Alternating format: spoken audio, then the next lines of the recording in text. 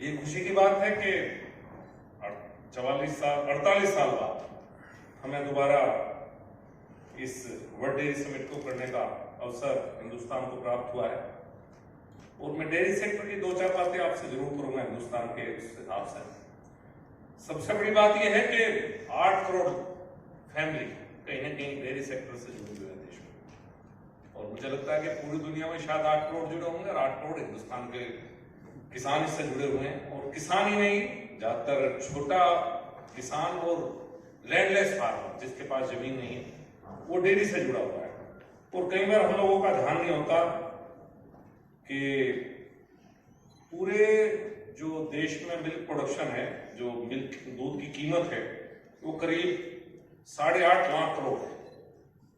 और ये धान, गेहूं और गन्ना, अगर तीनों फसल को जोड़ दिया जाए तो देश की मुख्य फसलें हैं, तीनों फसल को जोड़ने से भी ज्यादा अकेले दूध की कीमत है। इसका कितना बड़ा महत्व हो सकता है।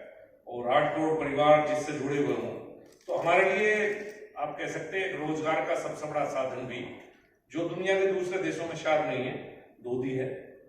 पूरी दुनिया में ग्रोथ रेट इस सेक्टर की मात्र 2% है और हमारे देश में करीब 6% है। ये भी बहुत दुनिया से अलग है और मुझे लगता है कि आने वाले समय में शायद ये और ज्यादा ग्रोथ रेट और होगी। अभी इंडिया मिल्क प्रोडक्शन में दुनिया में नंबर 1 है, करीब 21 करोड़ टन दूध का प्रोडक्शन हम कर रहे हैं। और अच्छी बात यह है कि हम जो वर्ल्ड में अवेलेबिलिटी है दूध की 310 ग्राम पर डे, उससे बढ़ के हम 427 ग्राम पर डे पे है। ये काफी बड़ा अंतर है, जो आप कह सकते हैं पिछले कुछ समय जो परिवर्तन है।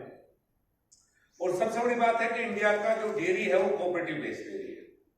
शायद दुनिया में किसी कंट्री में जो कॉस्ट है, जो सेलिंग प्राइस है, उसका 70% तक नहीं मिलता होगा, जो कि हिंदुस्तान में जहां जहां भी कोऑपरेटिव है उस सेक्टर में 70% तक जो जितनी दूध की सेलिंग प्राइस होगी वो किसान की अवेलेबिलिटी है। ये बहुत बड़ी बात है। ये है, मैं अभी अतुल जी को कह रहा था कि एनडीडीबी जो कि प्रोफेशनल बॉडी है वो इसका ऑर्गेनाइजेशन में मदद करेगी, ऑर्गेनाइज करेगी इस समिट को। और अभी पिछले कुछ दिनों से मैं एनडीडीबी में एक परिवर्तन देख रहा हूं, जो मैं चाहता था बहुत पहले से आया, कि जिस सोच के साथ उस समय में कुरियन जी की सोच थी और लाल बहादुर शास्त्री की सोच थी, जिस समय में एनडीडीबी का गठन हुआ कि पूरे देश में कोऑपरेटिव को बढ़ावा एनडीडीबी के द्वारा दिया जाएगा। बीच का कुछ समय ऐसा आया कि जो एनडीडीबी शायद मुझे लगता है कि जो बेसिक उसका काम था उससे कहीं और चली गई थी। लेकिन मुझे खुशी है कि जब से विनीत शाह एनडीडीबी चेयरमैन बने हैं, इन्होंने फोकस वापस वहीं पे ले आए हैं जहां पे पहले था कि हमें कोऑपरेटिव के माध्यम से डेयरी सेक्टर को बढ़ावा देना है, इसलिए एनडीडीबी का जन्म हुआ था।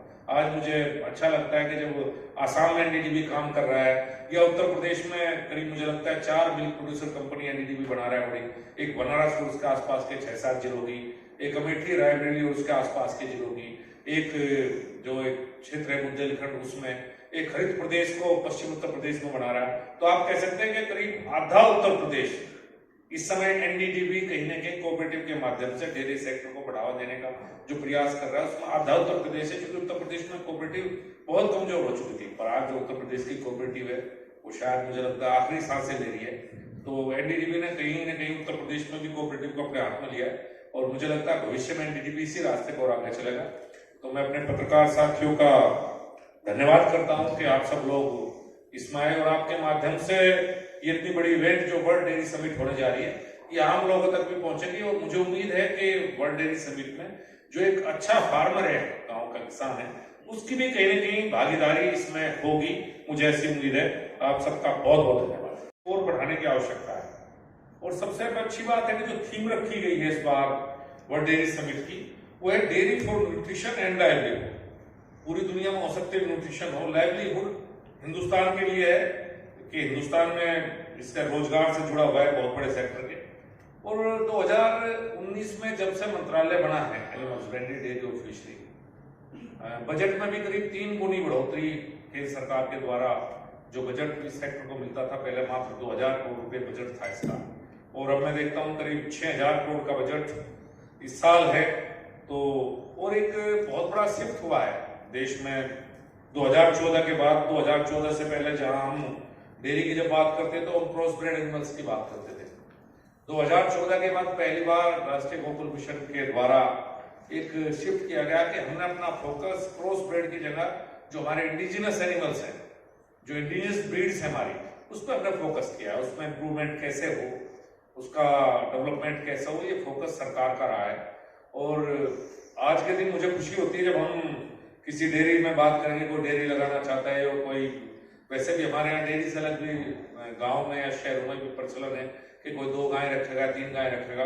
तो पहले होता था कि भाई हमें गाय चाहिए जो 20 लीटर या 30 लीटर दूध दे, तो लोग जिक्र करते थे होस्टन फ्रीजियन का, जिक्र करते थे या जर्सी का। आज आप कोई आपके पास आएगा तो बात करेगा मुझे जर्सी गाय चाहिए, मुझे साहिवाल चाहिए, मुझे हरियाणवी चाहिए। तो एक बहुत बड़ा चेंज है लोगों की सोच में भी। और मैं तो कई बार कहता हूँ, मैं तो कभी ब्राजील जाने का मौका नहीं मिला, रूपाला जिस समय ब्राजील में, कि हमारी गाय जो कि गुजरात से गई ब्राजील में, वो आज 40 और 50 लीटर पे है, और हमारे यहाँ शायद 12 या 14 लीटर पे है। इन सब बातों को जो एक टेक्नोलॉजी आनी चाहिए थी, जो साइंटिफिक इंटरवेंशन होना चाहिए था डेयरी सेक्टर को, पहले नहीं था। पिछले कुछ सालों से हमने चेंज किया है। आज हम बात करते हैं डेयरी में, अगर बात करेंगे तो हम एम्ब्रियो ट्रांसफर टेक्नोलॉजी की बात करते हैं, हम आईवीएफ की बात करेंगे, इन विट्रो फर्टिलाइजेशन की बात करते हैं, या और बहुत से, या सेक्स सीमन की बात करेंगे। तो कह सकते हैं कि जो दुनिया में टेक्नोलॉजी में हम पीछे थे, कहीं ना कहीं हम टेक्नोलॉजी के मामले में दुनिया के जो बाकी कंट्री है उनके साथ कदम से कदम मिला के चल रहे हैं। और इस जो डेयरी समिट होगी उसके माध्यम से जो जहां हम हैं और जहां दुनिया के दूसरे देश है टेक्नोलॉजी में, वो एक कंपैरिजन भी होगा, हमें भी सीखने को मौका मिलेगा। और जो हिंदुस्तान पिछले कुछ समय से बेहतर कर रहा है सेक्टर में, वो भी दुनिया को देखने का मौका मिलेगा। अतुल जी ने अभी बताया, हमने भी नए नए काम प्रयास किया है कि बनारस में पहली बार एक प्लांट है, शायद 2 लाख लीटर का प्लांट है, जो एनडीडीबी ने लिया है वहां पे कोऑपरेटिव बनाने के लिए। और पहली बार